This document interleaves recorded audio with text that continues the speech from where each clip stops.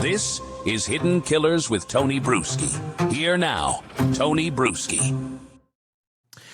There are cases that nag at the edges of a community, cases that refuse to settle into the categories we try to place them into neatly.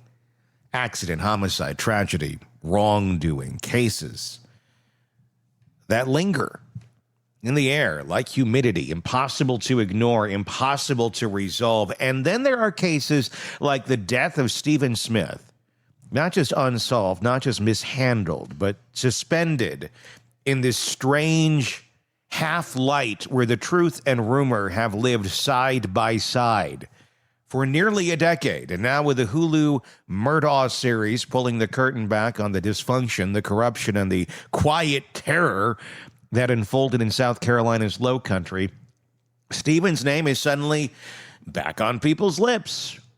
For many viewers, it's the first time they've heard it. For others, it's a reminder of a story that never got its proper investigation. But for the Smith family, this is their son. This is their brother, their child who never came home. And despite the headlines, despite the whispers, despite every theory that has floated through Hampton County since 2015, the truth remains painfully, stubbornly out of reach. So let's tell the story the right way. Not as a footnote to the Murdaugh saga, not as a rumor, not as a campfire tale fueled by gossip, but as the life and death of a young man who deserved better from his community, from the system, from the people who were supposed to protect him. And while you're hearing this case, give me your thoughts in the comments section on YouTube. If you're not already there, if you're listening to the podcast, thank you. Hit subscribe wherever you are doing that. And also do check out our YouTube channel, Hidden Killers with Tony Brueski. Press subscribe there. Help us get to 100,000 subscribers before the end of the year. We're trying to do it. Maybe we'll do it. We'll get there soon. But I want to hear your thoughts in the comments under this video. So please do give me your feedback. Stephen Smith was 19 years old. He was a nursing student, bright, funny, outgoing, the kind of kid people remembered as gentle, sharp, and ambitious. He wasn't from privilege. He wasn't from power. He didn't have the kind of last name that got doors opened or charges dismissed or favors pulled. He was Stephen, a young man trying to carve out a future in a place where opportunities didn't exactly hand themselves out. He dreamed of becoming a nurse, helping people, building a life beyond the borders of a county where families' names carried more weight than laws sometimes did. And then, in the early hours of July 8th of 2015, Stephen was found dead in the middle of Sandy Run Road, a lonely, rural two-lane stretch of asphalt in Hampton County. His body was lying in the roadway. His shoes were still on. His phone was still in his pocket, and down the road, his car sat on the shoulder with the gas cap open as if he had run out of fuel, except like every other piece of this case, nothing about this explanation lines up neatly. The first troopers who arrived on the scene saw a reality that didn't match the call they'd been dispatched to.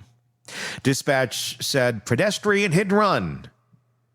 Troopers saw no skid marks, no glass, no broken car parts, no debris, no sign of a vehicle impact. No sign Stephen had been struck with the force required to cause the trauma he had suffered. As one investigator famously put it, this is not a vehicle versus pedestrian scene. But despite the trooper's observations, despite the unusual wound patterns, despite the absence of any physical evidence indicating a vehicle collision, Stephen's death was quickly lumped onto a familiar category: hit and run. Case closed, or at least filed away. This is where the outrage begins, because the moment you start looking at the early investigative paperwork, you see contradictions stacked on contradictions. A coroner suggesting a possible gunshot wound though later clarified without supporting ballistic evidence, a pathologist ruling vehicle impact without vehicle evidence, troopers raising flags that were ignored, a rural sheriff's office and highway patrol division that didn't coordinate well, and a small community whispering things about powerful families that investigators either couldn't touch or chose not to pursue.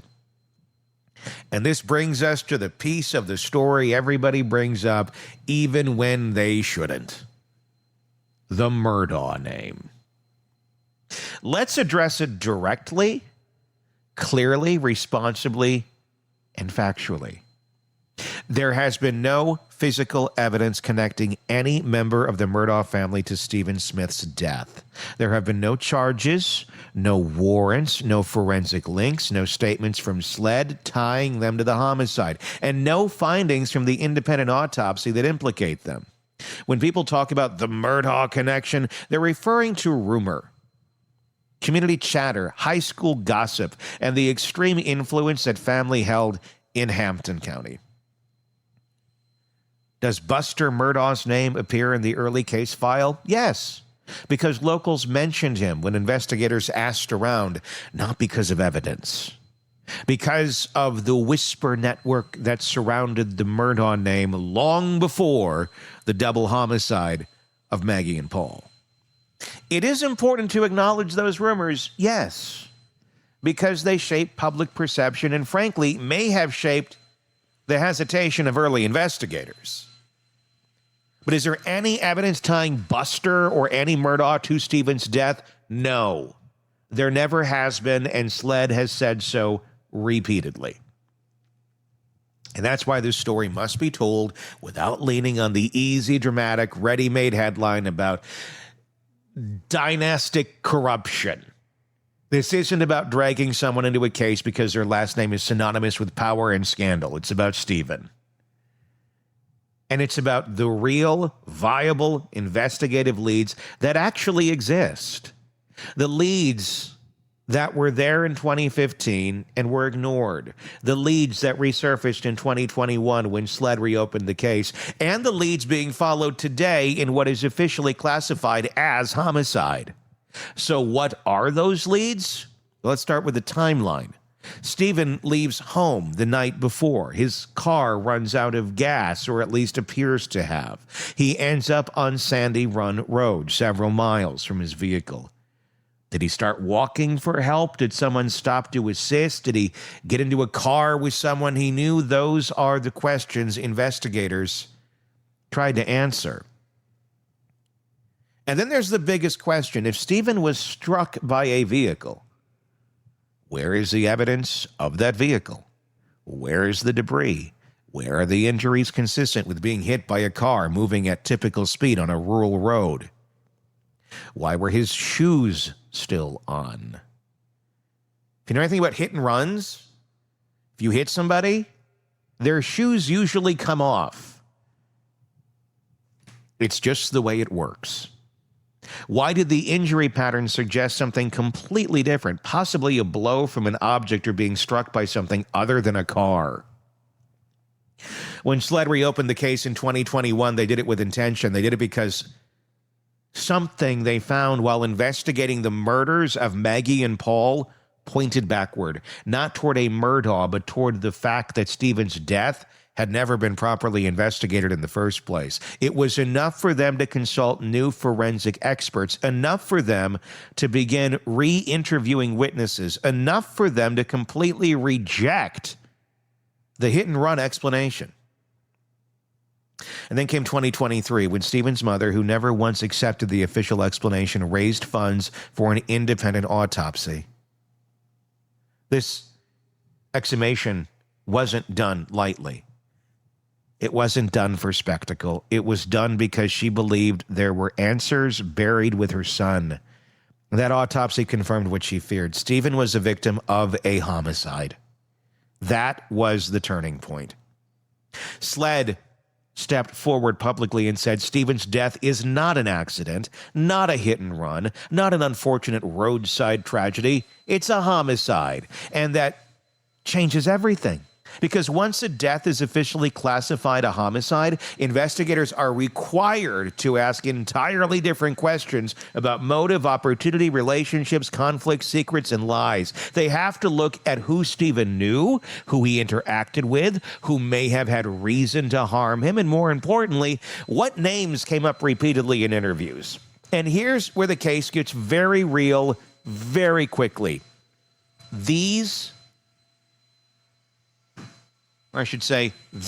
were people, not Murdaughs, who allegedly made statements that raised immediate red flags back in 2015. Statements like, he was hit by my truck, or I know who did it.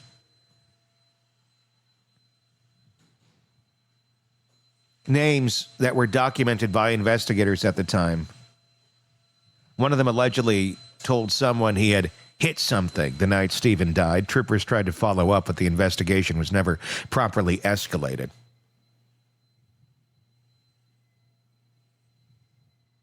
Is that the answer to the mystery? Not necessarily.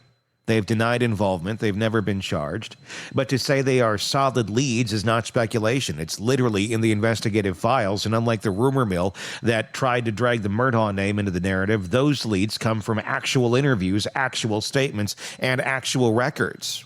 This is where the case should have gone from the start, towards people making weird comments, towards individuals who placed themselves near the scene, towards people with vehicles that could have been examined. Instead, it went somewhere else entirely. It went into the shadowy realm of small-town influence and speculation, a realm where the loudest rumor often drowns out the quiet facts. So where does this case stand today? We know this. Stephen's death is an active homicide investigation. A grand jury has been impaneled. SLED has persons of interest. New forensic opinions state conclusively that he was not hit by a vehicle, and investigators appear to be focusing on those with believable ties to Stephen, credible statements placing them near the scene, and inconsistencies in early interviews. Stephen's family continues to fight for answers, for justice, for their son to be treated the way any other homicide victim would be. They've spent years being dismissed, patronized, gaslit, and overlooked. They've been expected to trust the process in a county where the process has long been controlled by a family now exposed for corruption, financial crimes, and systematic manipulation. And here's the hybrid tone, sharper-edged truth. If Stephen Smith had been born with a different last name, the case would not have been shelved in 2015. If he had been from a family with influence, there would have been a full forensic entrance wound analysis, reconstruction teams, warrants, subpoenas, the whole 9 yards. Instead, it was written off quickly, conveniently, and in a way that allowed the community to stop asking uncomfortable questions. But people are asking now, and they're not going away. So let's be clear about what this case really is. Not rumor, not distraction, not a sensational footnote. It's the unsolved homicide of a teenager whose life mattered. It's a case with legitimate leads that were ignored. It's a case now being re-examined with modern science, proper resources, and national pressure. It's a case that hinges not on powerful families or Hulu documentaries, but on real people who said real things that investigators are finally chasing with the seriousness they always deserved. Someone knows exactly what happened to Stephen Smith. Someone knows why he ended up in the middle of that road. Someone knows how he got from his car to that stretch of asphalt. Someone knows who he was with. Someone has lived for nearly 10 years with the truth of this boy's death. And sooner or later, whether through forensic clarity, grand jury pressure, witness conscience, or simply the inevitability of this, the truth is going to surface. Because every cold case reaches a point where silence becomes heavier than confession. And every person who carries a secret this big eventually learns that time is not their friend. It is their enemy. And when the truth comes out, and it will, it won't be because of rumors. It won't be because of dynastic gossip. It will be because investigators finally followed the right leads, asked the right questions, and refused to let another low-country tragedy slip quietly into the swamp. Stephen deserved better than what he got in 2015. He deserves answers in 2025, and he deserves a community and country willing to tell his story based on facts, not fear. Your thoughts in the comments section on YouTube. Check it out. Search Hidden Killers with Tony Brueski. That is where you will find us. I'd love to get your thoughts under our video and get your feedback. Please do hit subscribe while you are there. And hit subscribe if you're listening to our podcast, wherever it may be. Until next time, my name is Tony Brueski. We will talk again real. Want more on this case and others? Then press subscribe now and don't miss a moment of true crime coverage from Tony Brueski and the Hidden Killers podcast.